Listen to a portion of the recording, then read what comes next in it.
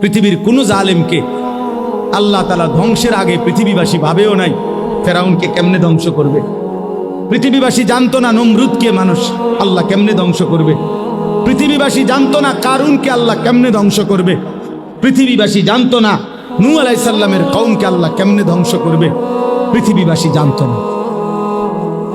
কোন জালেম, নেপালের অর্থমন্ত্রী, যে বেটা অর্থমন্ত্রী মানে যে বেটা পুরা দেশের অর্থের মেন গোডাউন যার হাতে, এ বেটারে ফিরতে ফিরতে শেষ পর্যন্ত শুধু জাইঙ্গা ছাড়া আর কিছু যায়ছিল। এই অবস্থায় ফিরতে ফিরতে নিচে গাঁতাত ফালাইছে। ওইখানে আবার ইটা মারতে মারতে ইট মারতে মারতে এরপরে ওই মারা গেছে। মন্ত্রী এবং মন্ত্রীর পরিবারের সদস্যরা হেলিকপ্টারের রশির মধ্যে ঝুলতেছে বাঁচার জন্য। সারা পৃথিবী দেখে নাই।